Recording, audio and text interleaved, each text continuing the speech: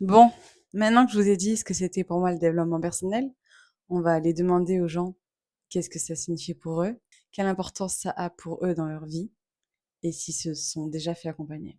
Allez, viens. On prend le sac, le trépied, les micros et let's go.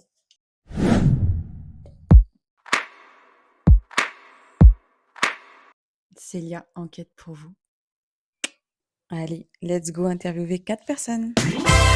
Le développement personnel, c'est quoi selon toi et pour toi?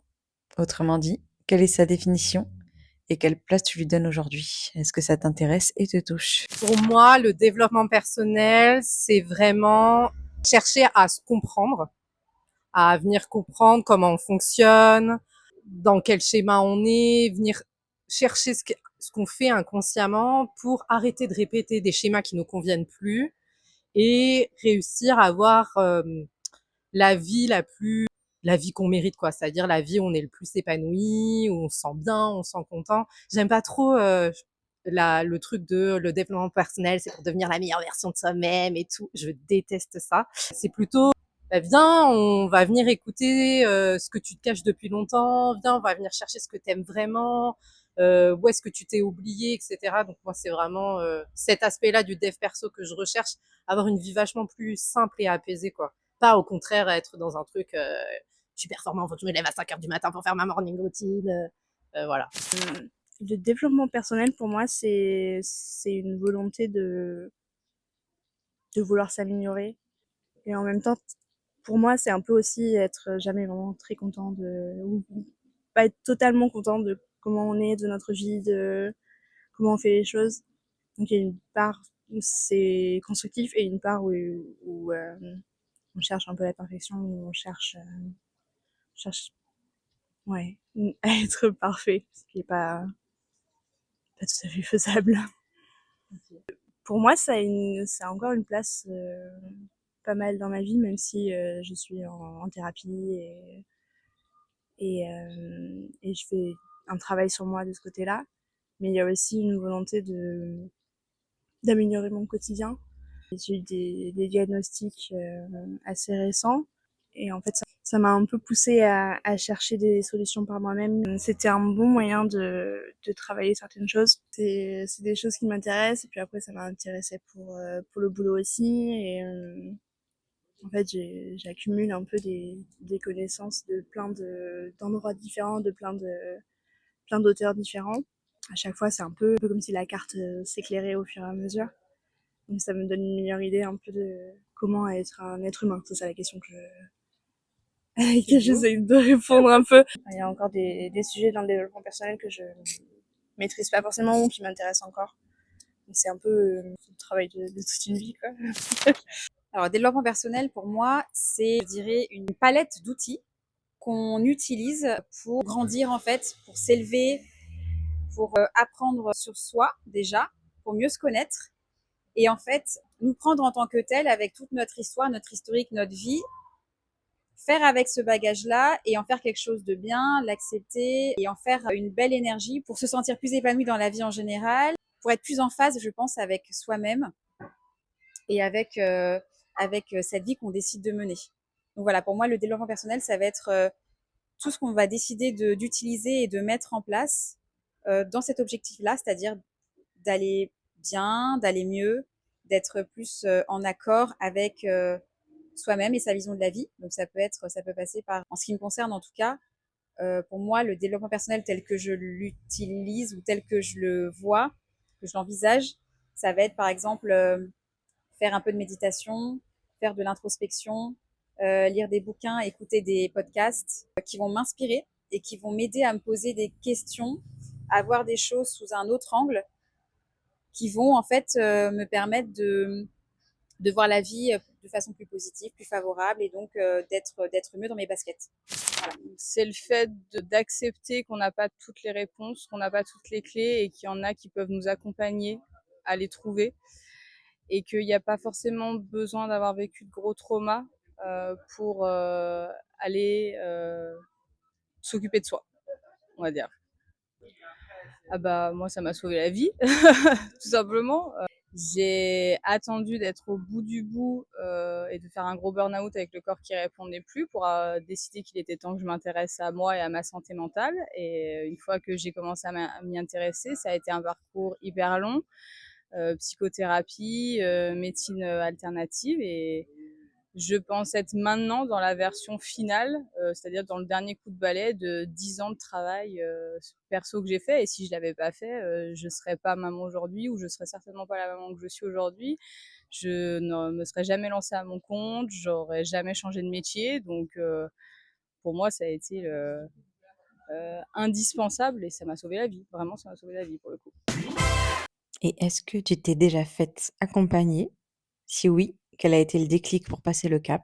Sinon, pourquoi? Alors, je me suis faite accompagner plusieurs fois dans ma vie et ça a eu différents impacts. Étonnamment, j'ai vu une coach très tôt. Ce que je dis à chaque fois, j'en ai vu une au moment des choix du bac, des choix d'orientation du bac, après le bac. Quand je pense que mes parents voyaient que j'étais tellement en doute, même si je n'avais fait que des demandes d'école d'ingénieur, et je pense qu'ils voyaient quand même que j'étais pas du tout, je le faisais pas de bon cœur, quoi. Je le faisais plus de façon logique et je me posais beaucoup de questions. Et mon père s'est dit, bah, paradoxalement, c'est lui qui m'a dit de faire ingénieur, mais il m'a quand même ouvert cette porte-là. Donc, faut remettre le truc vraiment en arrière. On était en 2008, donc vraiment le truc qui était pas du tout développé. Et en fait, c'est mon père qui le voyait pour un bilan de compétences et elle a accepté de me voir. Et déjà à l'époque, parce que je ne me sentais pas à ma place, parce que j'étais une très bonne élève, j'ai fait S par défaut. J'ai vraiment le parcours classique de la bonne élève à qui on a dit qu'elle ferait ingénieure dès qu'elle avait 4 ans, quoi. Et je sentais déjà au fond de moi que j'étais pas à ma place, donc on m'avait conseillé, c'était une très bonne idée d'ailleurs, d'aller voir cette dame que j'avais trouvée géniale. J'étais oh c'est incroyable ce qu'elle fait et tout. Et à l'époque, elle m'avait dit c'est pas du tout fait pour être ingénieur. J'avais fait des tests de personnalité, machin. Tu devrais plutôt être auprès des gens. Alors à l'époque, elle m'avait dit commerce international parce que je m'adaptais vachement au vu de mon métissage, de mon adaptation à plusieurs types de personnes, de faire autre chose. Et il n'y a pas eu un travail sur les croyances ni sur les blocages. Et du coup, moi, elle m'a dit ça. Ça a juste été mis dans un coin de ma tête. Et j'étais pétrifiée de peur, donc j'ai quand même fait ingénieur, quoi. Et après, j'ai frôlé le burn-out au bout de 5 ans de boulot, de CDI dans une grosse boîte. Et si je me souviens bien, c'est là que j'ai fait un bilan de compétences. Donc là, je me suis fait accompagner. Et pareil, très intéressant, mais pas du tout de travail, encore une fois, sur les blocages, les peurs, ma confiance en moi, etc. Mais moi, ça avait quand même mis le doigt sur qu'en effet, j'avais pas forcément ma place là où j'étais, là où je m'étais auto-convaincue encore une fois pendant toutes ces années. Donc là, pareil, je m'étais faite accompagner. Je sais plus si elle était coach, mais en tout cas, c'était comment dire, un groupe, c'était une société, quoi, de bilan de compétences. C'était pas quelqu'un individuel, quoi.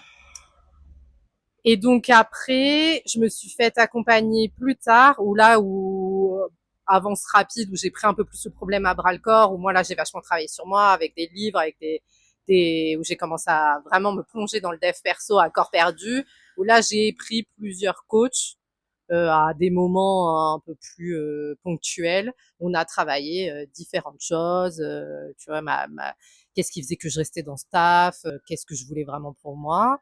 J'ai vu une psy aussi à un moment. Pareil, quand en fait, vu que je m'étais beaucoup intéressée à tout, je savais que une fois que mon boulot allait s'arrêter, j'avais une sorte de deuil à faire. Et je me souviens me pointer chez la psy en disant, en vrai, je vais pas hyper mal, mais je sens que je vais aller, je vais aller mal, donc je viens en avance de phase. Et elle était morte de rire parce qu'elle disait, mais les gens ne viennent jamais au bon moment. Je dis, oui, mais moi, j'ai compris qu'il fallait que je vienne avant, donc je viens vous voir avant de plonger. Et du coup, j'avais fait quoi, 2 mois avec elle, quoi. Et après, ça allait mieux. Donc voilà, toutes les personnes que j'ai vues.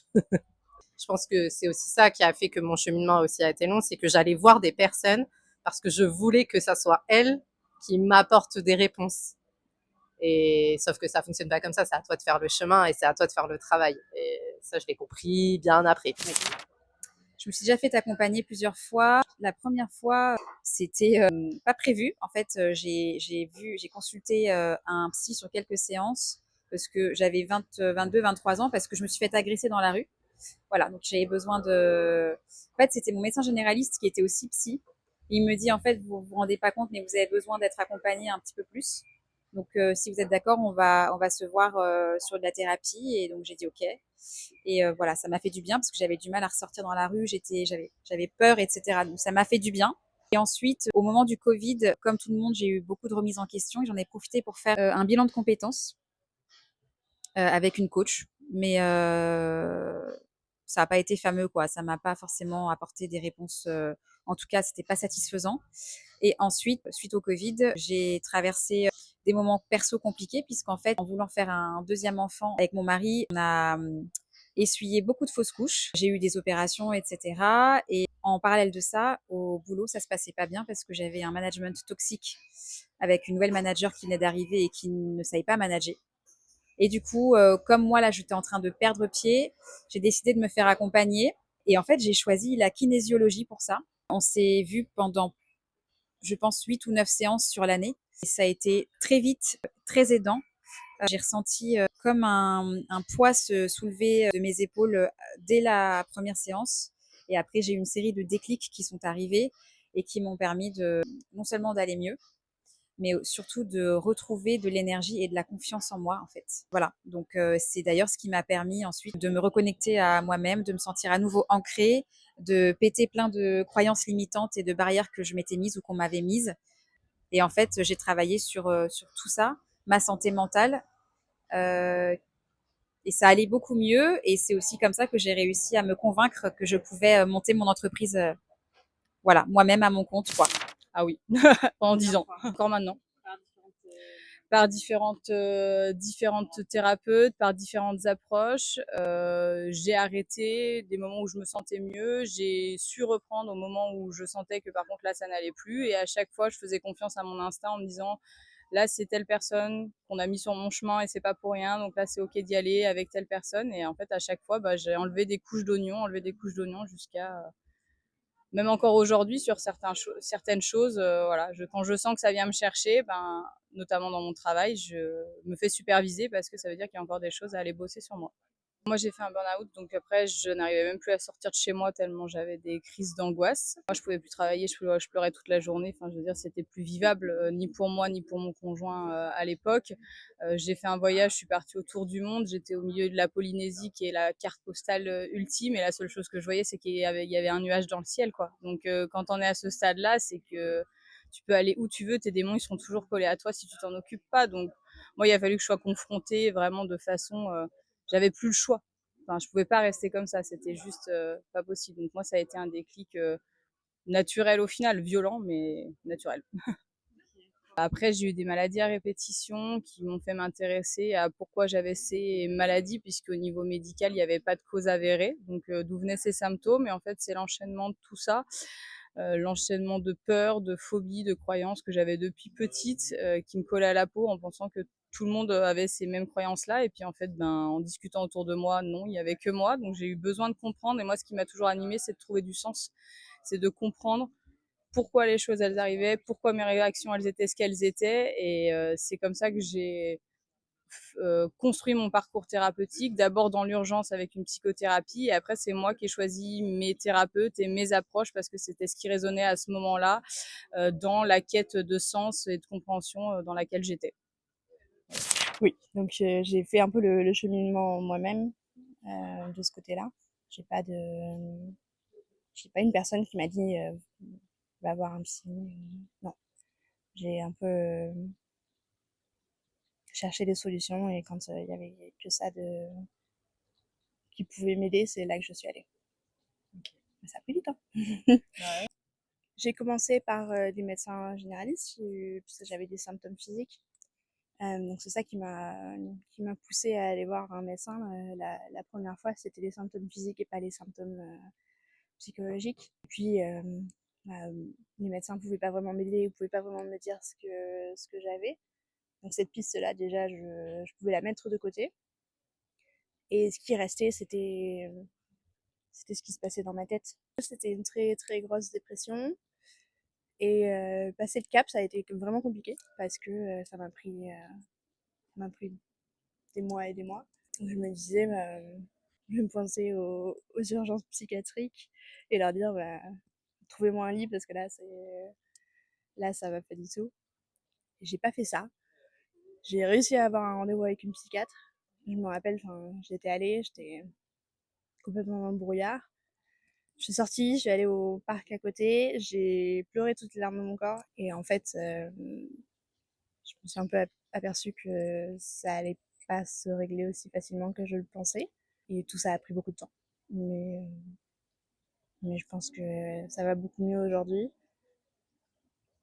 Mais que oui, les gens peuvent avoir peur de la thérapie et je comprends.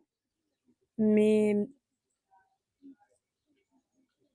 mais en fait, c'est des choses qui se font assez lentement. En même temps, il faut faire attention parce qu'il faut pas vraiment faire ce que j'ai fait et attendre le dernier moment pour aller voir un médecin. Et en même temps, ouais, il faut avoir conscience que c'est pas un coup de baguette magique. Un grand merci à ces 4 superbes femmes pour leurs témoignages émouvants et poignants. J'espère que cet épisode vous a plu et a pu vous apporter des réponses, du soulagement, de l'encouragement. Et je crois que ce que j'ai envie de retenir de cette vidéo, c'est que aujourd'hui, en 2025, la santé mentale n'est plus un détail. Elle est importante. Il est nécessaire de travailler sur soi et si besoin se faire accompagner par n'importe quel thérapeute. Et aujourd'hui, c'est pas les options qui manquent, psychologue, thérapeute, psychiatre, hypnothérapeute, kinésiologue, coach, et j'en passe.